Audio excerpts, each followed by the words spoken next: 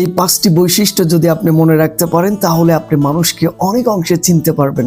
কারণ এই 5টি বৈশিষ্ট্য আমার জীবনে অনেক সুফল দিয়েছে এবং আমি মানুষকে পুরোপুরি না চিনলেও কিছুটা চিনতে পারি। নাম্বার 1, যখন একটা মানুষ ক্ষমতা পায়, চেয়ারে বসে, তখন আপনি দেখবেন সেই মানুষটা আপনার সাথে কেমন আচরণ করে, তখন আপনি চিনতে পারবেন। 2 নাম্বার, একটা মানুষ দুর্বল মানুষদের সাথে কেমন আচরণ করে, তাহলে আপনি বুঝতে পারবেন সেই মানুষটা কেমন। 3 নাম্বার বিষয় হচ্ছে, একটা মানুষের শুধু কথায় আপনি বিশ্বাস করবেন না, সেই মানুষটা কাজ করে কেমন, সে মানুষটা কাজে পরিণত করতে পারে কিনা। 4 নাম্বার বিষয় হচ্ছে, একটা মানুষ যেখানে লাভ নেই সেখানে আপনার পাশে থাকে কিনা।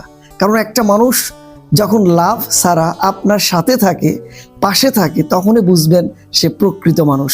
রাগের সময় তার কথা দেখবেন, তার নিজের ওপর নিয়ন্ত্রণ সে হারিয়ে ফেলেছে কিনা, তখন আপনি বুঝতে পারবেন মানুষটি কেমন। এবং বোনাস একটা বৈশিষ্ট্য, সেটা হচ্ছে আপনি বিপদে পড়লে কে আপনার পাশে দাঁড়ায়, তাহলে আপনি বুঝতে পারবেন প্রকৃত মানুষ কারা।